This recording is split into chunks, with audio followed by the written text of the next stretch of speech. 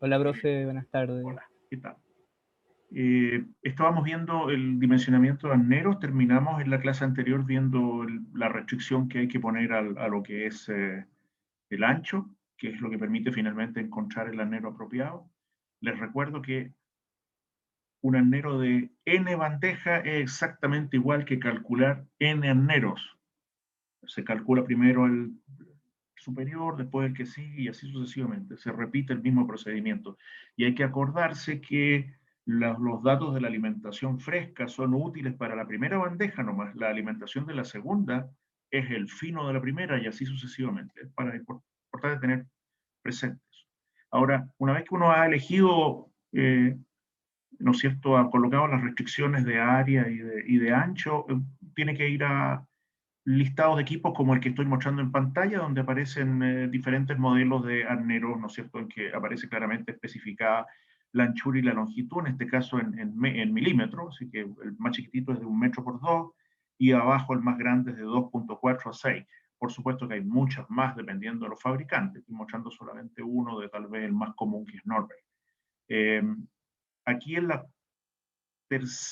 cuarta columna dice el número de pisos. De nuevo, les recuerdo que les dije en algún minuto que dependiendo del país se usan distintos nombres. Entonces, en México se habla de plataforma, nosotros hablamos de bandejas, no sé dónde hicieron esto, pero le pusieron pisos a las bandejas, ¿no es cierto? El número de pisos es lo mismo para nosotros el número de bandejas. Entonces, por ejemplo, el modelo CBB 1020 puede ser de 2 bandejas, de 3 o de 4, no de una, siempre lo están vendiendo de 2 para arriba.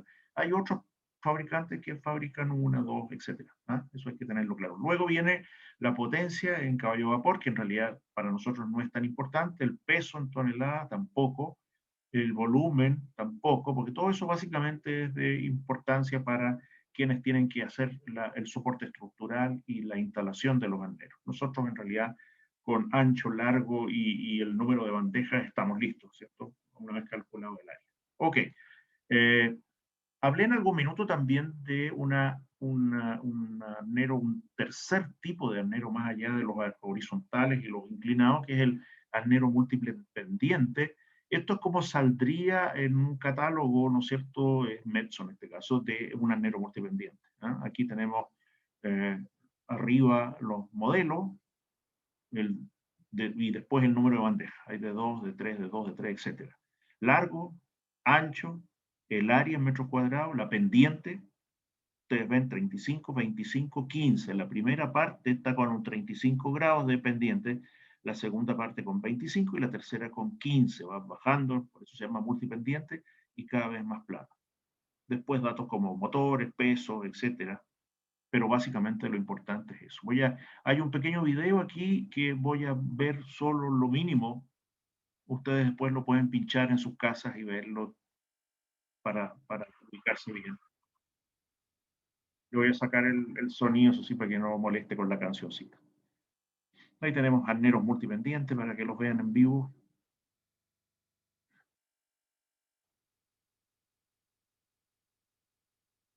Ustedes ven que va cambiando la pendiente, va haciéndose cada vez más horizontal.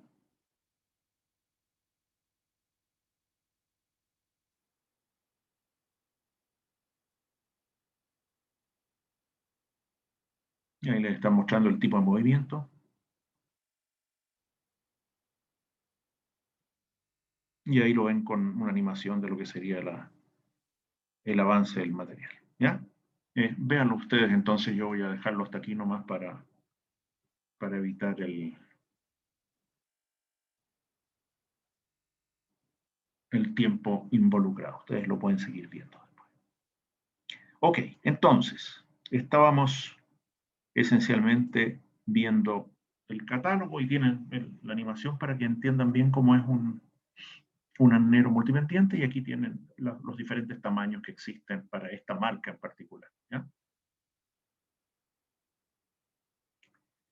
Sumando y restando entonces, juntando ahora los chancadores y los arneros, como ya vimos, este que tenemos en pantalla es el típico circuito de chancado. En realidad no es el más común, es uno de los más comunes, pero no es el más común. Chancador el chancado primario, ¿no es cierto?, con un chancador ya sea giratorio o mandíbula, acopio de grueso, después arneo y chancador en el chancado secundario, ambos en circuito abierto, ¿cierto? De manera que el grueso se chanca con malla de protección en este caso. En este caso, este dibujo está planteado con un fino que se va al producto final.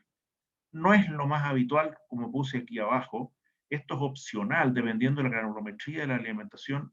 Lo más típico es que más bien se una al producto del chancador secundario, o sea, doble aquí, se junte con esto y después entre en la etapa de chancado terciario, ya sea con circuito cerrado inverso o directo. Ahí está el esquema más general del circuito chancado, pero con esa observación para que quede más típico. Los balances. Bueno, como de costumbre, ¿no es cierto? Hay una serie aquí de ecuaciones de balance, especialmente dos en los puntos en los que hay unión o separación. Siempre va a ser así, ¿no es cierto? Y los tipos de ecuaciones de balance van a ser siempre totales en masa o por tamaño. Ustedes ya han trabajado con ello, así que saben. Entonces, uno puede hacer en el punto de unión en la alimentación del arnero, en que la carga fresca más la, la descarga del chancador, en este caso que es un circuito cerrado inverso, se juntan en A, que es la alimentación al arnero. O sea, A es igual a F más D, por lo tanto, eso ocurre en flujos totales, como en la primera ecuación, o tamaño a tamaño, como en la segunda ecuación, porque hay una unión de puntos ahí. La otra parte donde se hace el balance típico es en donde se separa el flujo, y eso lo hace el arnero. Y claramente entonces el flujo en A va a ser igual al flujo en O más el flujo en P. Ahí está como flujos totales o como por tamaños en la segunda ecuación. Una cosa importante recordar es que en el equilibrio, o sea, cuando está en operación esto, no hay creación de material ni desaparición de material. En el equilibrio, todo lo que entra al circuito tiene que salir, y aquí la única salida es P. Por lo tanto, obviamente GSF es igual a GSP independientemente de cuál sea la recirculación aquí. Uno podría tener un flujo muy alto de D o muy bajo de D, igual GSF sería igual a GSP. Entonces, la carga circulante no es determinante en la capacidad de tratamiento del circuito, hay que tenerlo claro. También, obviamente, en el equilibrio, lo que se alimenta el chancador es lo que descarga el chancador, como es obvio. Así que estas dos transformaciones aquí son súper importantes. Puse aquí una lámina especial para trabajar un poquitito con las ecuaciones en vista que más de algún problema tuvieron con el ejercicio 2. Entonces voy a hacer aquí pequeñas explicaciones para que les facilite un poco la vida. Por ejemplo, partí con lo más sencillo, que ustedes ya lo han visto, un único circuito con un arnero en una sola malla. Ustedes ya lo saben hacer, pero sin embargo creo que es importante entenderlo, porque en realidad los de 2 mallas o 3 mallas pasan a hacer lo mismo, solo que cambiando la alimentación. Entonces, yo creo que es importante entender aquí cómo se enfrentan estos problemas. Uno de los errores más comunes es partir con las ecuaciones. Yo les pido que traten de pensar y, y plantear las cosas en términos de flujos, no de ecuaciones, porque si no se pueden complicar fácilmente. Voy a hacer un ejemplo con esto y espero que quede más claro. Tenemos aquí la típica situación de diseño en que nos están dando el flujo de alimentación, 600 toneladas por hora, nos están diciendo que vamos a usar un arnero con una malla que va a tener una eficiencia del 80%, y nos dicen, mire, quiero obtener un producto final 100% bajo media, como sería, por ejemplo, en una etapa de chancado terciario para alimentar pilas de lixiviación. Entonces, esos son los datos que tenemos. Bueno, obviamente, si quiero obtener un producto final 100% bajo media, y me acuerdo que los chancadores no pueden garantizar granulometría, sino que eso lo hacen los arneros, entonces está claro que lo que nos están diciendo es, mire, en la malla del arnero voy a usar media pulgada, cosa que todo lo que está bajo media sea el producto.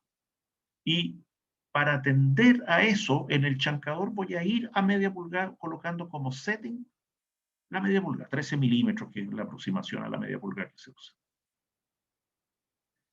Si esa es la situación, ¿qué es lo que me importa saber aquí? Me importa saber cuál es el flujo de retorno, porque no lo conozco. Si no conozco el flujo de retorno, no puedo sumar F más D para obtener A, ¿cierto? Y por lo tanto, tampoco puedo hacer F por F y F más D por F y D para construir la granulometría en A. Y sin eso no puedo calcular el arnero. Entonces, claramente aquí hay que encontrar este flujo, esa es la clave. Y para encontrar ese flujo, es importante acordarse de algo que acabamos de decir. No importa lo que ocurra adentro, F va a ser igual a P. F va a ser igual a P. Por lo tanto, los 600 toneladas por hora que estoy alimentando van a salir por P. Entonces, lo que yo tengo que hacer aquí es pensar en términos de finos. Los finos, los menores que media pulgada, menores a la abertura. Balance de finos, bajo media pulgada en arneros.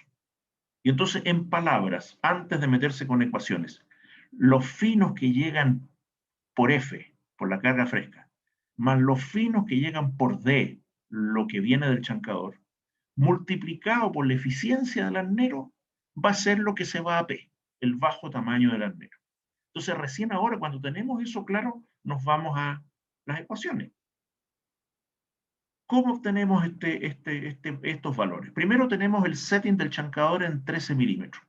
Si nos vamos al gráfico que está en la diapositiva 57, no lo voy a hacer porque ustedes lo tienen ahí, uno encuentra que la fracción acumulada bajo el tamaño en D, bajo el tamaño de 12,5, es 75%. O sea, el chancador va a entregar un mineral cuyo 75% está bajo media. Tengo ese dato. Y tengo, por otro lado, la granulometría en la alimentación. ¿Cuánto tengo bajo media? Bueno, todos los primeros números son sobre media. Los bajo media son los últimos 4, ¿no es cierto? Bajo media, bajo 3 octavos, bajo un cuarto y bajo 3/16. Los sumo, me da 10 más 4, 14. O sea, hay un 14%, ¿no es cierto?, en bajo media. Entonces hago el balance. Finos en F, 600 por 3 más 4 más 1 más 6 dividido por 100. Ahí tendría los finos que vienen en F. Más GSD, no sé cuánto vale, X, mi incógnita, por 0,75, porque el 75% está bajo media en D. Y eso tiene que ser igual a la totalidad de los finos, o sea, a 600. Clarísimo. Por lo tanto, mi única incógnita es X, GSD. Ahí está, GSD, 600 por 1 menos 0,14, que serían los gruesos, ¿cierto? Dividido por 0,75, nos da los 688 toneladas por hora. Ahí tenemos GSD. Yo me imagino que está bastante claro. Por lo tanto, voy a ver qué tanto se me complica esto si pensamos ahora en una de doble bandeja. Hagamos lo mismo. Esta vez la voy a dibujar, eso sí, porque obviamente es más fácil. Así pongamos la primera y pongamos la segunda. Ahí están las dos bandejas. Pongamos la alimentación ahora. Ahí estaría la alimentación fresca. Y pongamos, ¿no es cierto?, el producto ahora, del más fino. ¿Sí? Esa sería la situación más o menos. No sé, pensemos que es un arnero con malla de protección. No es muy distinto a generar un solo producto. O mejor, generemos un solo producto, si total. Supongamos que, para hacerlo parecido, ¿no es cierto? Supongamos que tenemos el flujo es fino. Supongamos que el intermedio es nuestro producto final. Y supongamos que el grueso va a un chancador, ¿no es cierto? Lo vamos a poner aquí con un cuadradito. Ahí está el chancador. Y el producto, ¿no es cierto?, lo retornamos.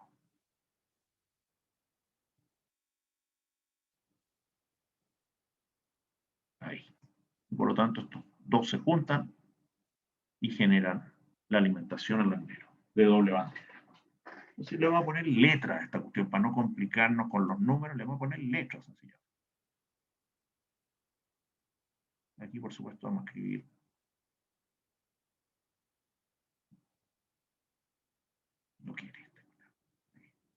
Ahora sí, chancador. Ahí tenemos el chancador. Vamos a poner entonces algunas letras aquí arriba. Vamos a suponer que esto es GSF, flujo de sólidos de alimentación fresca. Vamos a ponerle H1 a la abertura de la malla primera, H2 a la abertura de la segunda malla. Entonces estos productos que estarían saliendo por aquí, le vamos a poner letras nomás, pues este sería el producto final, P, mayúscula, ¿sí? El producto fino, entonces le vamos a llamar P1 a esa cuestión. Y este otro que es el producto intermedio, lo estoy inventando mientras lo estoy haciendo, ¿ah? Así que para que vean que en realidad no es rebuscado, sino que es como lo más típico. P2, y este P2 en términos de granulometría, entonces sería, ¿no es cierto?, el que pasa de H1 y queda retenido en H2. Llamemos O como de costumbre, o sea, aquí ese O, aquí voy a poner como letra nomás, de manera que sepamos cuáles son datos y cuáles no. Todo lo que está sin G es porque es un valor que no conocemos, que tenemos que calcular. Igual como hicimos siempre, vamos a llamar D a la descarga del chancador. Listo, ahí tendríamos todos los flujos involucrados. Nos faltaría la suma de F con D, que sería, que la vamos a llamar A como de costumbre, ¿ya? Ahí tendríamos entonces todas las letras habidas y por haber con todos los flujos. Típicamente o nos dan o nos damos la eficiencia. Ya sabemos que cuando el mineral es más grueso tiene eficiencias mayores. Entonces, pero no voy a poner aquí números, voy a poner sencillamente como dato de la causa que aquí tenemos un F1, eficiencia 1, y que acá abajo tenemos un eficiencia 2. ¿Cierto? Eficiencia 1, eficiencia 2. Listo. ¿Qué típicas granulometrías vamos a conocer? Igual que lo que acabamos de ver en la lámina anterior. Lo típico es que conozcamos la granulometría de alimentación, el FIF. Y una vez que hemos definido el setting, y eso o me lo dan o lo defino yo, setting de este chancador, ¿cuál va a ser? Bueno, lo que se está saltando es lo que está bajo H1, por lo tanto, obviamente, hago ese setting igual a H1, o aproximadamente igual, pero no tengo el signo de aproximado. Listo, setting igual a H1. Con los catálogos, viendo la granulometría, obviamente, perdón, aquí me equivoqué porque lo puse en mayúscula, vamos a sacarlo aquí. Escribámoslo de nuevo. Setting igual a H1. Listo, ahora sí. Setting igual a H1.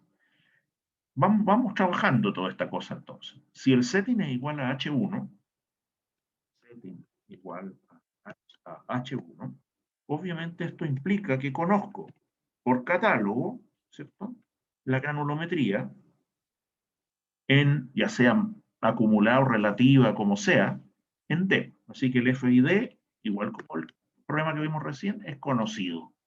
Ahí está. Tengo las aberturas, tengo las eficiencias y el resto lo tengo que resolver. No puedo calcular este ternero sin conocer A. Y no puedo conocer A sin conocer D. Por lo tanto, tengo el mismo problema de antes, ¿cierto? Yo aquí voy a tener que tener algunas ecuaciones de balance. ¿Qué ecuaciones de balance son las que me van a servir? Las voy a poner en tema de fino, por un lado. Balance de finos. Ya. Primera cosa importante. Para hacer el balance de fino, yo voy a tener que hacer lo siguiente. Voy a tener que plantearme la ecuación que me genera P1, primero que nada. ¿Qué es lo que me genera P1? Me genera P1 lo siguiente. GSF, vamos a ver el signo de multiplicación aquí para que no nos enredemos, por F y F, ¿cierto?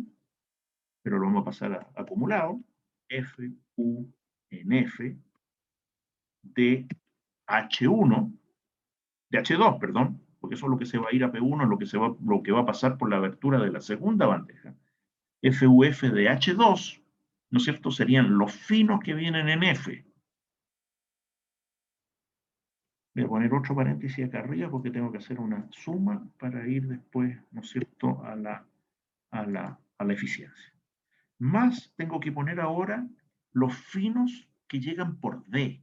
Entonces tengo X, que no la conozco, después voy a escribir qué es lo que es X, por, ¿cierto?, la fracción acumulada bajo el tamaño en D de H.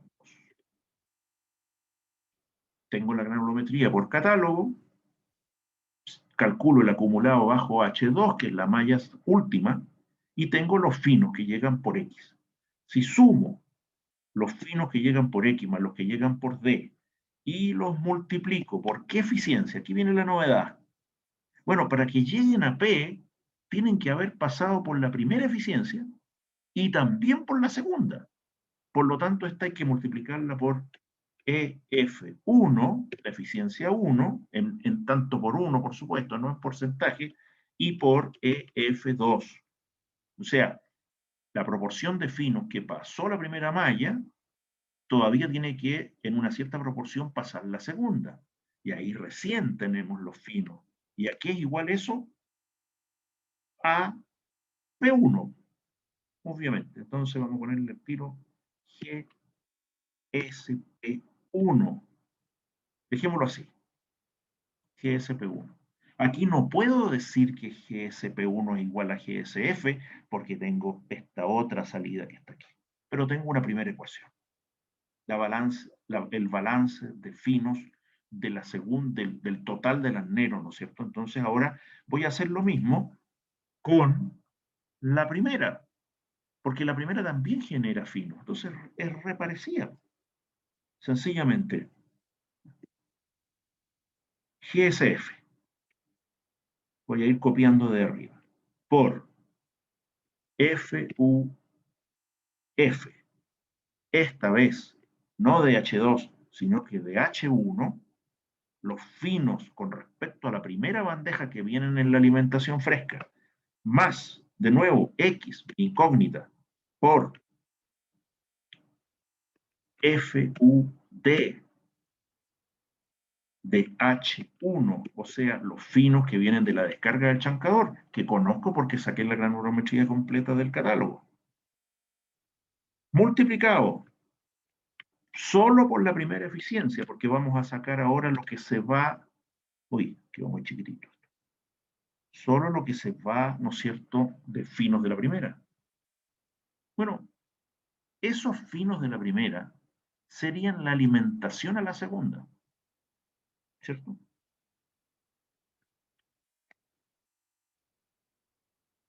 La alimentación a la segunda, obviamente, es GSP1 más GSP2.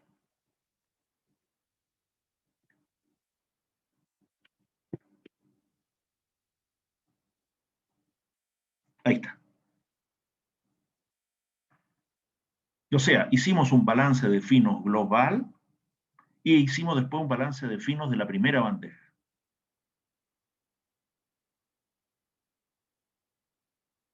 Nos falta una ecuación, porque tenemos tres incógnitas. X, que es el flujo que retorna, más GSP1, que sería el producto fino, y el GSP2, que es el producto intermedio, ¿cierto? Bueno, pero eso es re fácil, porque obviamente GSF no puede más que ser la suma de GSP1 más GSP2.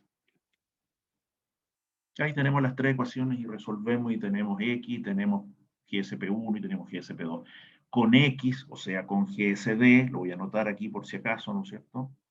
Si alguien no está siguiendo tan directamente. En todo esto, texto, X es igual a GSD. Listo. Entonces, si conozco GSD y su granulometría, GSF y su granulometría, lo sumo y obtengo la granulometría en A y el flujo en A. Con eso puedo calcular mi primera bandeja, puedo calcular la granulometría del fino de la primera bandeja, que va a ser la alimentación a la segunda. Con eso, usando que por P2 se van los gruesos de la segunda más los finos de ineficiencia de la segunda, y que en P1 quedan los flujos de finos, ¿no es cierto?, que pasaron por las dos bandejas, tengo la granulometría y los flujos en todas partes. No sé si alguien tiene alguna pregunta a estas alturas del partido para poder ayudarlos a aclarar. Yo esto lo podría hacer con 3, con 4 bandejas, podría tener malla de protección y por lo tanto el P2 no existir ahí, sino que juntarse a la alimentación del chancado, todavía más fácil, porque ahí incluso no necesito la segunda ecuación. ¿Alguna duda? Diego, Edwin, Nicolás, Cristian, Moisés. Si no, seguimos adelante. Profe, yo tenía una duda. ¿Sí? ¿Alguien tiene duda? Yo, Ataca. ya, que aquí obtuvimos como la eficiencia del chancador a través de como los requerimientos que exigía el ejercicio, que era tener media pulgada mínimo, ¿cierto?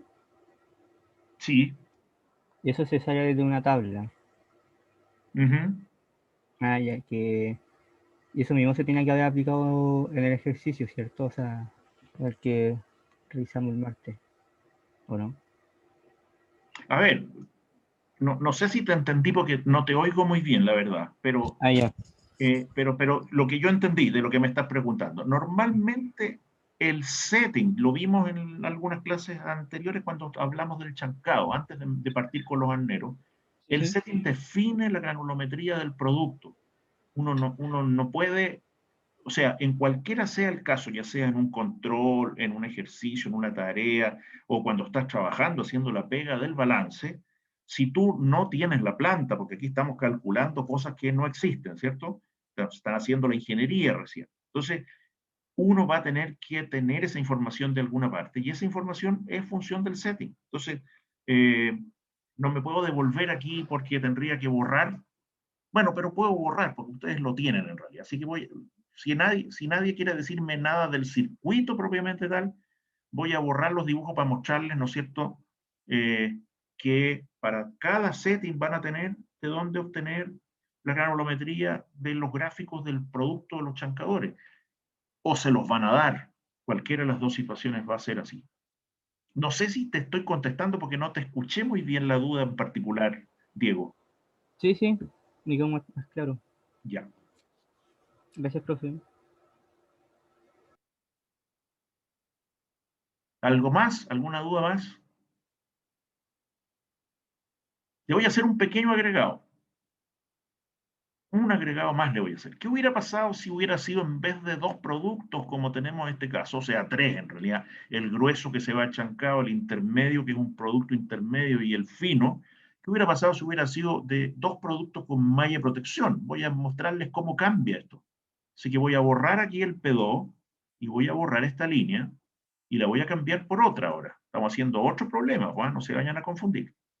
Ahora tenemos malla de protección. Y entonces ahora el O va a transformarse, borrador, ahí está el borrador. Ahí. Ahora vamos a tener un O1, que es lo que sale de los gruesos de la malla de protección. Y vamos a tener un O2, que sería el que sale de los gruesos de la segunda malla. Cambió ahora, malla y protección, y se juntan todos en lo que llamaremos O, la alimentación al chancador.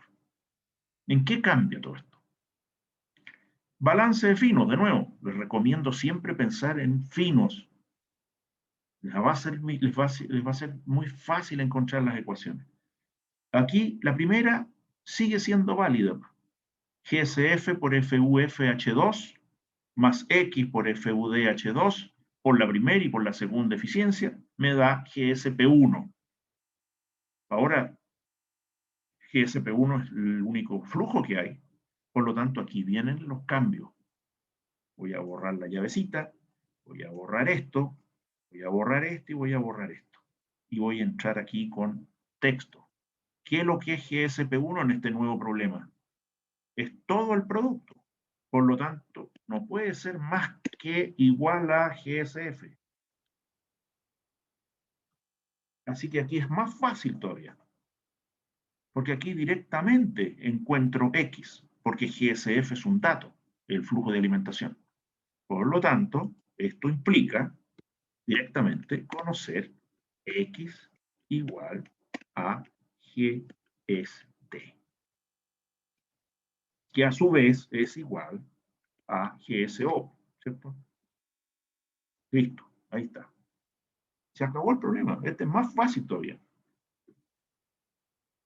¿Qué es lo que tienen que hacer ahora? Tienen que ir con D, ¿no es cierto? Y la granulometría que sale de catálogo, calculan A, con A calculan el arnero y calculan los flujos. Voy a poner algunos flujos aquí por si acaso alguien se complicara. Por ejemplo, necesito saber cuánto se va por O1, GSO1, igual a. ¿Cómo lo calculo? Bueno, por GSO1 se van a ir los gruesos que vienen en A. Voy a hacer cuenta que lo calculé ya, ¿no es cierto? Ustedes ya saben que GSF por FIF va a ser igual a GSD por FID y conocemos todo, así que vamos a conocer GSA y granulometría en A. Así que voy a darlo por hecho. Entonces, GSO1 va a ser GSA, flujo de sólido que alimenta el arnero, por la fracción acumulada bajo el tamaño H1, por 1 menos, porque estamos hablando de los gruesos, 1 menos F U en A de H1, ¿cierto? Si a 1 le resto la fracción que está bajo H1, tengo lo que está sobre H1. Y esa fracción por GSA son los gruesos. Así que ahí ya tendría los gruesos a los cuales hay que acordarse, tengo que sumarle los finos que por ineficiencia se van con los gruesos. Y eso sería GSA por FUA de H1, ahí estarían los finos, por 1 menos la primera eficiencia, EFU. Porque eso sería la ineficiencia. 1 menos la eficiencia, la ineficiencia es la fraccioncita de finos que se va con los gruesos. Y ahí la tenemos, está lista. GSA lo calculamos sumando GSD más GSF. FU, F, dato. FUD, dato. F1, F2, dato. Saco todo y calculo la granulometría completa y la granulometría en A. Esa no la escribí, pero por obvio, ¿no? Así que la voy a poner de nuevo, acuérdense, ¿no es cierto? Que GSA va a ser igual. Voy a poner la de las granulometrías. Por FIA va a ser igual a GSF por FIF más GSD, que es X, por FID, que sale del catálogo.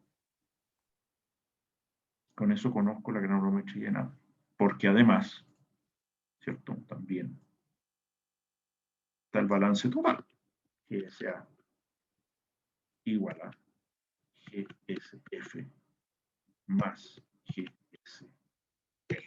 Listo. Así que tenemos GSA, tenemos las granulometrías en A, con eso calculamos el GSO1. Y por balance, por tamaño, la granulometría en O1 si la queremos para algo, ¿no es cierto? También.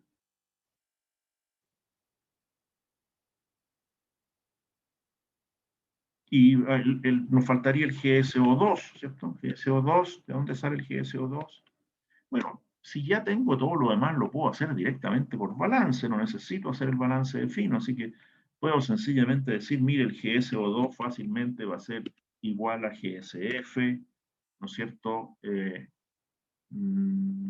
GSA en realidad, GSA, que es lo que entra al arnero, menos GSO1, que es lo que se va por un lado del sistema, eso sería lo que está entrando al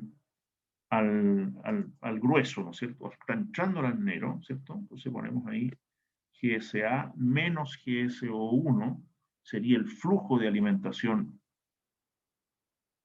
a la segunda malla. Ahí cierro el paréntesis que corresponde, me demoro porque tengo que encontrar los paréntesis raros. Entonces tendríamos el grueso por, tal como arriba, no menos FU, no le puse nombre a esto, después lo pongo, lo voy a llamar, sí, F1 lo voy a llamar, eso, GS, no, usar otra letra mejor porque no se me confundan, GS, FU, I, tampoco, P, ya, tampoco puedo, porque el P también lo ocupé, FUX, ya, vamos a ponerle X a eso, no, tampoco, usé el X en la ecuación, Y, listo, 1 menos FUY de H2 sería, ¿no es cierto?, la fracción de gruesos que están llegando a la segunda malla. Y por supuesto, hay que acordarse que a eso hay que sumarle lo fino, que sería de nuevo el flujo general, que es GSA menos GSO1 por la llave, por FUY, le puse de H2, sería lo fino, multiplicado por 1 menos, no sumado, multiplicado por 1 menos la eficiencia 2. Serían los finos que se van con los gruesos de esa segunda malla.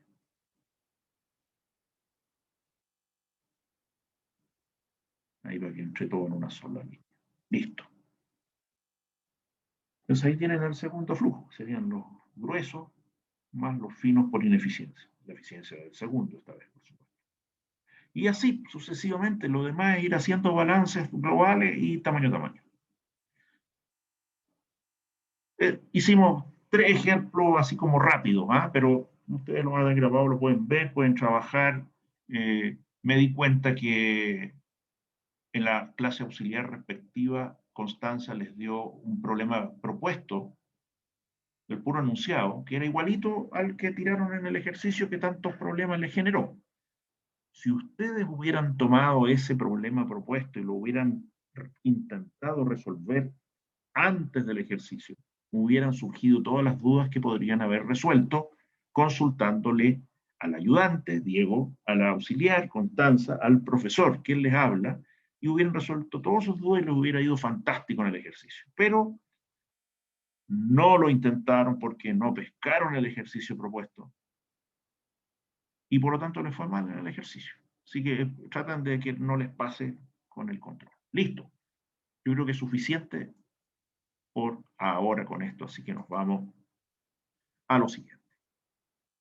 Una vez que hemos resuelto la presentación de estos que son los equipos principales, lo que vemos ahora son lo que llamamos indicadores de proceso, son valores que conocidos nos permiten hacer juicio con respecto a cómo está operando el circuito, qué también está desempeñándose, etcétera, etcétera. El primer factor que ustedes conocen, el primer indicador de proceso, es la carga circulante, es qué fracción se retorna con respecto a la alimentación fresca. Entonces, usando la misma nomenclatura que vimos antes, GSD, que es lo que se está devolviendo, dividido por GSF, multiplicado por 100, para que quede en porcentaje, nos da la carga circulante. Yo puedo referir, usando los balances, eso a directamente el valores de los arneros, porque GSD, que es la descarga del chancador, es igual a el sobretamaño del arnero. Así que GSD lo reemplazo por GSO. Y GSF, como ya dijimos, es igual a GSP para el caso general con el que planteamos el circuito. ¿Sí? Obviamente hay que hacer las adaptaciones y cambiar las letras por las letras que uno mismo le ponga a los flujos cuando lo esté haciendo. Como siempre hemos dicho, es mucho más habitual tomar muestras y hacer análisis granulométrico que medir flujo, porque en algunos casos los flujos no se pueden medir. Por ejemplo, típicamente el grueso de un arnero es muy probable que descargue directamente al chancador en una canaleta. No hay cómo poner un instrumento para medir flujo. Entonces, lo más típico es reemplazarlo por granulometría. Y si uno hace balance usando las típicas ecuaciones de balance, que son, ¿no es cierto?, estas que están aquí. Si uno hace un balance en el arnero, GSA por FIA igual a GSO por FIO más GSP por FIP, y como sabe que la carga circulante, lo vamos a escribir al tiro aquí también de nuevo, aquí quede agregado aquí, ¿no es cierto? Vamos a ponerlo al tiro. Como tenemos aquí que además la carga circulante es igual a lo que retorna, GSD dividido por la carga fresca, GSF, sin ponerle el porciento en este caso. Como tenemos ese dato, uno puede aquí dividir la ecuación que está arriba, la puede dividir, o sea, multiplicar por 1 dividido por GSF. Si hace eso, aquí va a quedar GSA, que es GSO más GSP, dividido por GSF, etc. Uno hace el balance aquí y entiende entonces que puede calcular la carga circulante solo con granulometría. ¿Ya? Eso es lo que está planteado, ¿no es cierto?, en esta ecuación en la parte final. Así se calcula la carga circulante solo con la granulometría del fino, la alimentación al arnero y el grueso. Este valor de carga circulante normalmente está en ese rango que pongo ahí, 70 a 120%. ¿Qué se hace con este indicador? Bueno, una vez calculado, si está fuera de rango, obviamente es una alarma para saber que algo hay que mirar, que algo hay que revisar, que algo hay que cambiar. Si está dentro del rango, lo que más se hace es compararla contra sí misma en estudio de tendencia.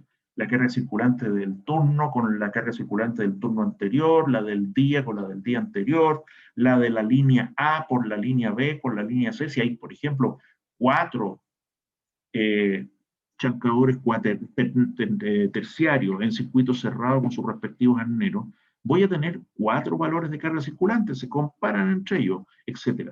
Y de esa manera voy a establecer si la operación está de acuerdo a estándares o no. Entonces, un valor importante. Dicho lo cual, quiero hacer notar algo que también es importante de destacar. Si ustedes se fijan, la carga circulante no tiene índice I. EGSD sobre GSF es única. EGSO sobre GSP es única. Sin embargo, se puede calcular para n tamaños I y debería dar lo mismo para todos ellos. Sin embargo, lo más probable es que no va a dar. ¿Cuál es la solución entonces? Voy a escribir aquí entonces la situación de la que estamos analizando. Texto, ¿cierto? Vamos a decir que para diversos, comillas, y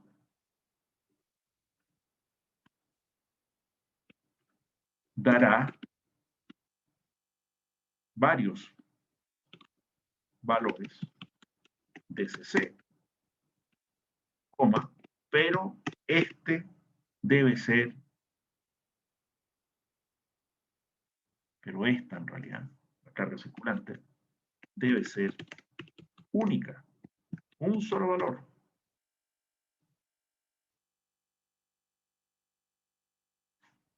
Flechita para que sepamos de qué estoy hablando. Esto, esta parte.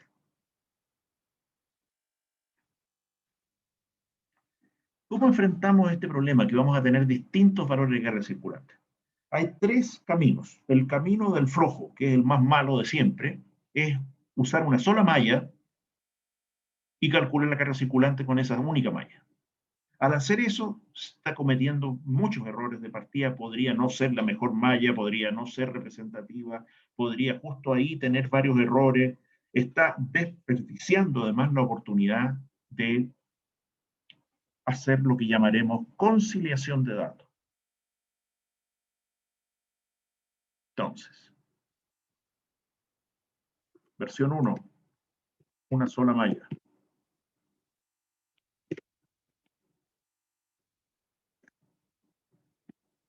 Pésima solución, ¿cierto?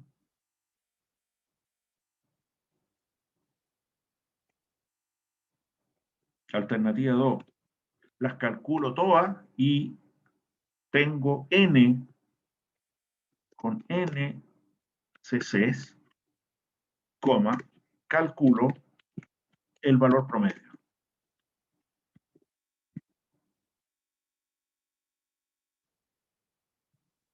Le saco la E para que me quepa. Sí. Con n valores de carga circulante, calculo el valor promedio.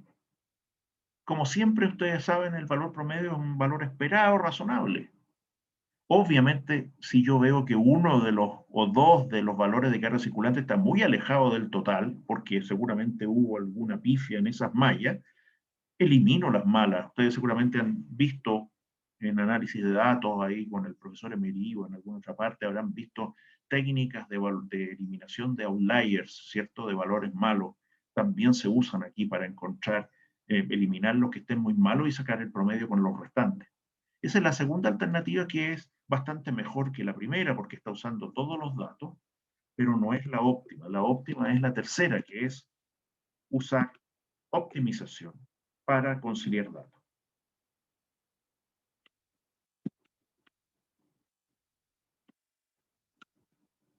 Usar conciliación de datos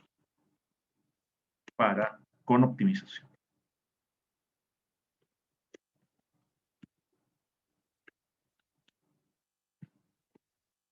Obviamente, en un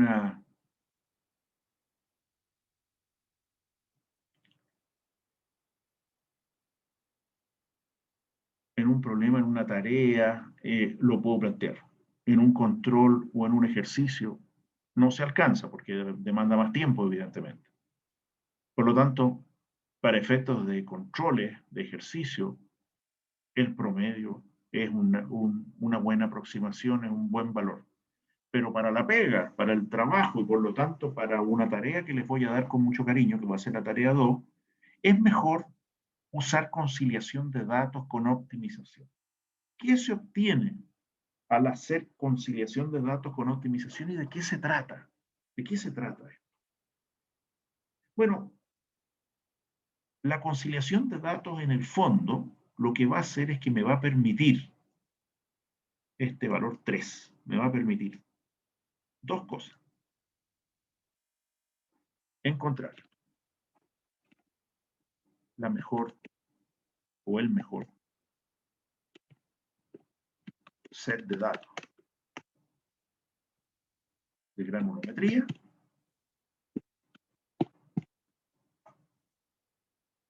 y el mejor valor de la carga circulante, que es finalmente lo que más me interesa, pero no lo único. O sea, si yo hago esto, si hago conciliación de datos, voy a poder tener una muy buena estimación de las granulometrías en A, en P y en O, conciliando, repartiendo errores, etc. Y mejor aún, voy a obtener el mejor valor de carga circulante. Me comí una E ahí, así que ustedes se la agregan mentalmente. ¿De qué se trata esto? Vamos a borrar mis dibujos para poder avanzar aquí un poquitito. Volví a poner ahí el valor de la carga circulante. Y voy a escribir ahora en cómo se haría esto. Perdón. Texto. Ahí. Bueno, optimización, ¿no es cierto? No tengo las letras griegas aquí, así que voy a escribir unas cosas medio extrañas, pero no importa. Voy a poner, en vez de phi, voy a poner phi así, en mayúscula, ¿no es cierto? La función objetivo. O no, mejor aún, fo, función objetivo. Ya. Ahí. Ahí va a quedar más clarito. Función objetivo. Yo voy a colocar aquí, en esta función objetivo, dos sumatorias. La primera sumatoria, la voy a escribir así, suma de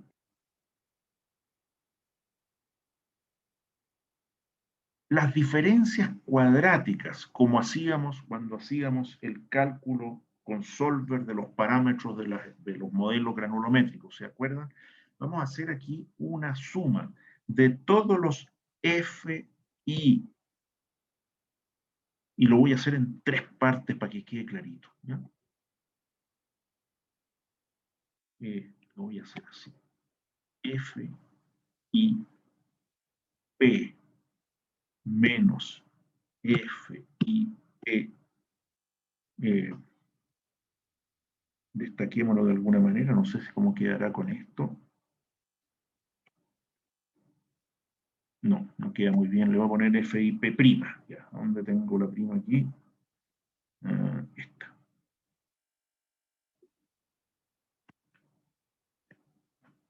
Al cuadrado, como siempre, diferencia cuadrática, más, voy a hacer lo mismo con el FIA menos FIA prima. Uy, quedó la prima.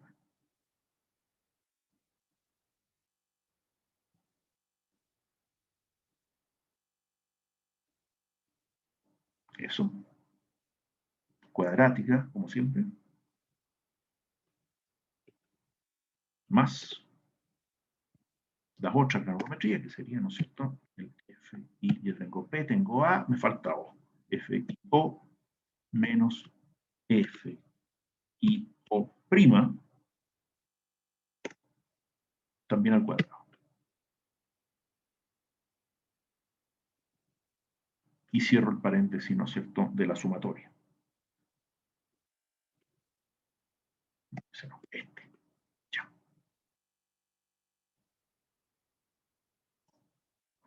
¿Qué tengo en esta sumatoria? Tengo el cuadrado, tengo la suma de los cuadrados de las diferencias entre las granulometrías en P, en A y en O que estoy obteniendo por muestreo, o sea, por análisis de productos de muestras, con respecto a la mejor estimación de esa granulometría, que serían los valores prima, el FIP prima, el FIA prima y el FIO prima. Esos valores serían, ¿no es cierto?, los que estoy buscando. Y ya voy a explicar por qué lo voy a hacer de esta manera. Pero a esto le voy a sumar otra suma. Dejar un poquito más de espacio, yo creo que me cabe. Otra suma. La suma de la carga circulante, que tiene que ser única. Estoy usando mayúscula en realidad. CC, ahí. Menos la fórmula de la granulometría perdón, la fórmula de la carga circulante por granulometría, que es la que tenemos en el lado derecho arriba. O sea, F y P menos, y por supuesto el prima, porque ese es el que estoy buscando, F y P prima menos el F y A prima, cierre paréntesis, F y P prima menos F y A prima dividido por, paréntesis, F y A prima menos F y O prima. Y cierro. Ahí tendría el valor de la carga circulante, sin el 100, por supuesto, porque lo estoy tratando tanto por uno nomás aquí, y cierro, por supuesto, esa sumatoria. Listo. La función objetivo, entonces, es esa suma de sumas. ¿Qué es lo que estoy haciendo en la primera? A ver, antes que eso voy a poner aquí qué es lo que estoy buscando. Entonces lo voy a escribir aquí. Los FI primas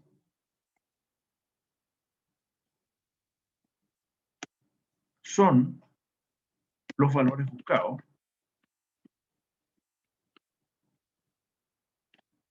que son lo más parecidos posibles a los medidos, que son los mismos pero sin prima. F y prima son los valores buscados, que son lo más parecidos posibles a los medidos, pero dando un valor único de la carga circular. Listo.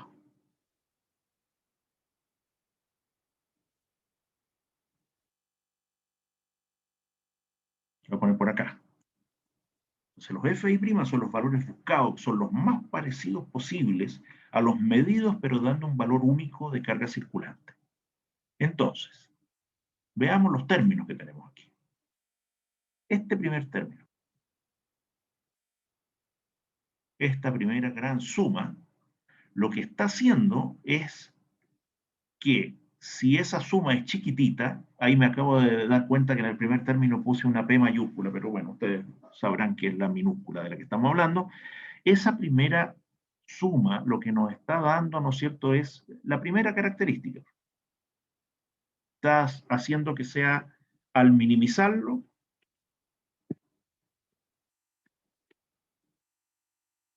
al minimizar esta suma, los valores son lo más parecidos posible a los experimentales.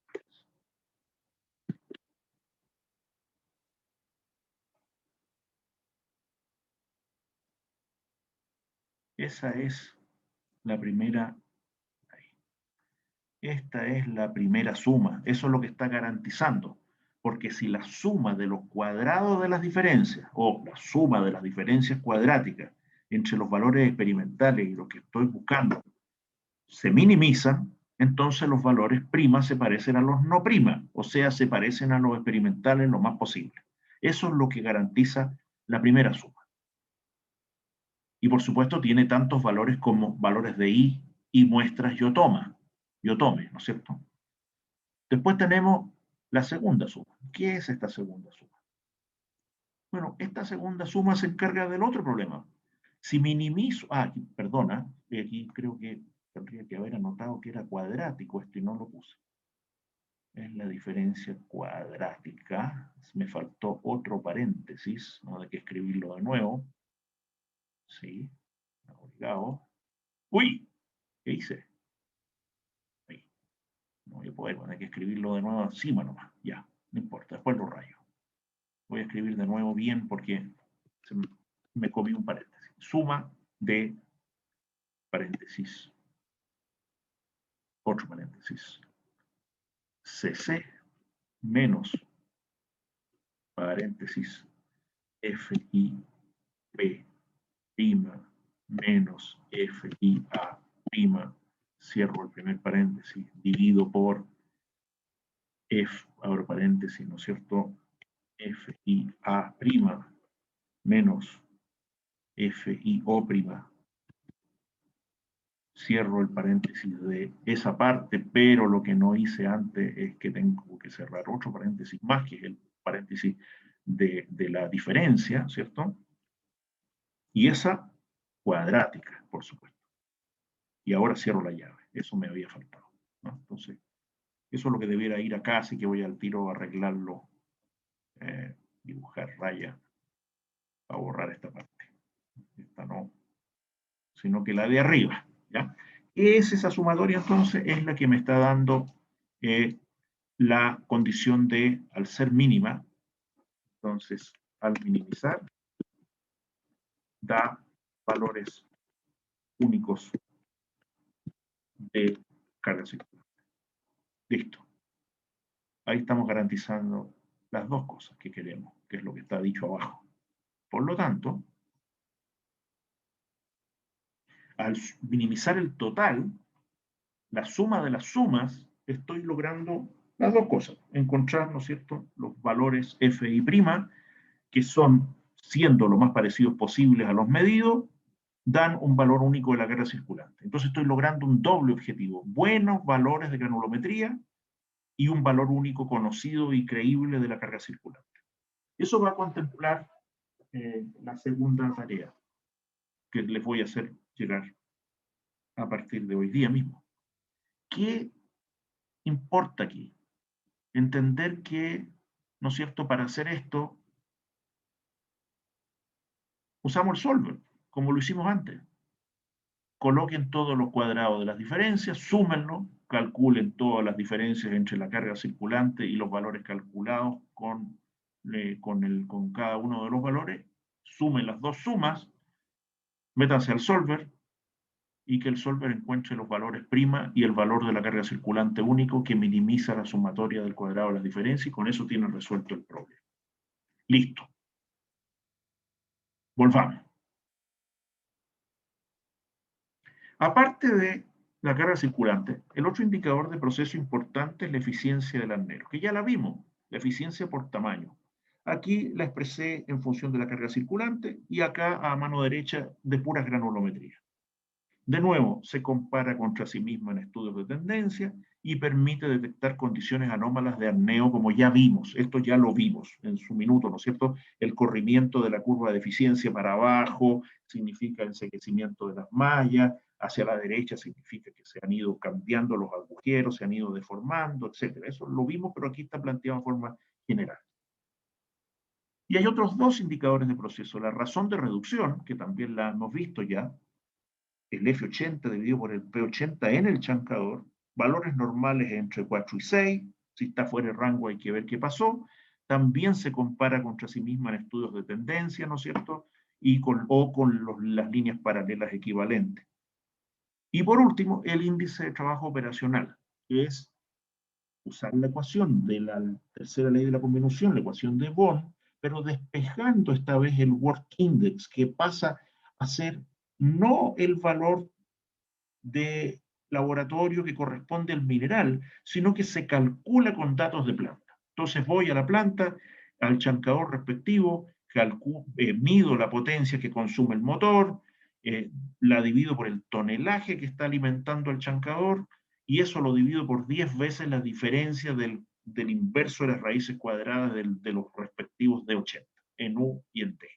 Entonces, aquí estoy calculando el work index operacional, y este es un valor de la operación, no es una característica en mineral, pero puedo hacer dos cosas: compararlo contra sí mismo en estudios de tendencia, está aumentando el work index operacional o está disminuyendo, o con el propio índice del mineral que se está tratando. Para eso tengo que tomar una muestra de mineral y mandarla a hacer el test de los péndulos para saber el work index. Normalmente, normalmente,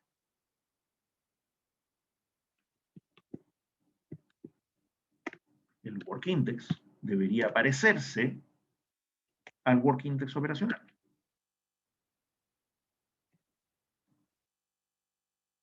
Primera cuestión. Pero, por supuesto, es aceptable una cierta variación en torno a lo mismo por las fluctuaciones del mineral. Entonces, uno dice, ok, aceptable que haya una variación del tipo 10%,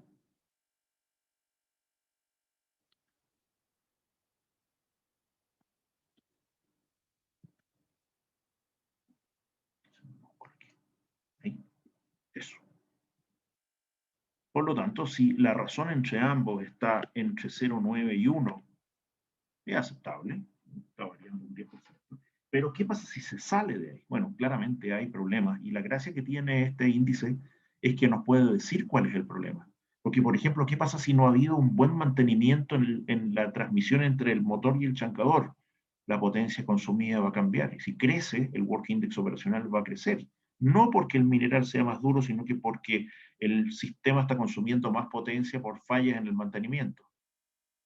Puede ser un problema del GSO, que no está bien medido, y por lo tanto el valor que estoy usando es distinto del que yo pretendía tener. Puede ser un problema de alimentación, la granulometría y la alimentación, por culpa de la etapa anterior, que me está mandando más grueso. O puede ser un problema del producto, que yo tengo un setting que se ha ido abriendo en el chancador y que no he corregido. Todas esas cosas, de a una o en combinación, me van a dar un work index operacional distinto del que debería ser.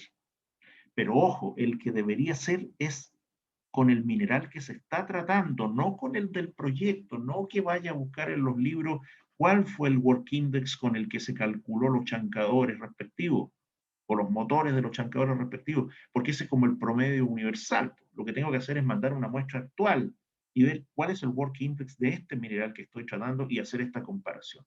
Entonces, resumiendo, tengo estos 4 indicadores, ¿no es cierto?, que me permiten saber cómo está operando mi faena en términos concretos. Uno de ellos, la carga circulante, me dice cómo está el circuito. La eficiencia me dice cómo está el arnero. La razón de reducción me dice rápido cómo está el chancador, pero no me da las causas. Y el índice de trabajo operacional me dice cómo está el chancador, pero me da una idea de las causas de cualquier problema. Con eso yo entonces tengo básicamente la posibilidad de juzgar si la operación está haciéndose de buena forma o no. Por último, y para terminar la clase de hoy y lo que sería lo que entra en el control 2, vamos a ver esta lámina en que estoy haciendo un resumen nomás de las variables principales del proceso. ¿Cuáles son las variables del proceso? Además del tonelaje a tratar, que es un dato de la causa, hay una serie de características del mineral y otras variables asociadas que son determinantes en el proceso de chancado de minerales. Cuando hablamos del proceso de chancado, hablamos, por supuesto, de la mezcla de chancadores con arneros, ¿no es cierto? Obviamente la chancabilidad del mineral, fundamental para lo que es el consumo de energía en el sistema. Aquí estamos hablando de variables del proceso, ya no para el cálculo de los equipos, sino que para plantas funcionando. La chancabilidad del mineral, las granulometrías, los tamaños máximos, los de 80, cuán anchas son las distribuciones, cuántos finos hay, o sea, toda la información granulométrica es súper relevante. La densidad aparente del mineral, nunca me voy a cansar de repetirles que tienen que recordar que mientras los minerales se traten en seco, ya sea palas, camiones, correas, chancadores, arneros, la densidad aparente es fundamental porque es lo que nos da la diferencia en volumen. Y eso en equipos volumétricos, como es la tolva de un camión, la pala de un sistema de carguío, lo que va encima de la correa transportadora, lo que va encima del arnero, etcétera, lo que cabe dentro de la cámara del chancador, todo eso son volúmenes, no pesos. Por lo tanto, la densidad aparente es fundamental para analizar y determinar las condiciones operacionales. La abrasividad del mineral, que ya vimos cómo medir, ¿no es cierto?, para los consumos de acero, etcétera. La forma de las partículas, que ya vimos que afecta directamente la clasificación en los arneros. El ángulo de reposo, que no hemos visto todavía, pero vamos a ver cuando en la próxima clase entremos a analizar lo que son los acopios y las correas. Y la humedad y adhesividad del mineral, que como ya vimos, afecta a la clasificación en arneros por eh, temas de pegoteo de fino, por temas de aglomeración, por temas de barro que tapa los orificios y que los chancadores también tiene consecuencias, ¿no es cierto? Porque si se forman aglomerados así como barro, con mucha arcilla, por ejemplo, muy adhesivo, va a haber un comportamiento medio plástico al apretarlo y entonces la granulometría de la forma de obtener los productos va a ser bien distinta, puede, en casos extremos puede llegar a taparse un chancador, ¿no es cierto? Si el mineral que está entrando es básicamente un, un lodo, un barro muy viscoso. Bueno, estos son como las condiciones a tomar en cuenta y esencialmente, ¿no es cierto?, lo que vamos a ver en el curso, en lo que es el control número 2. Voy a detener la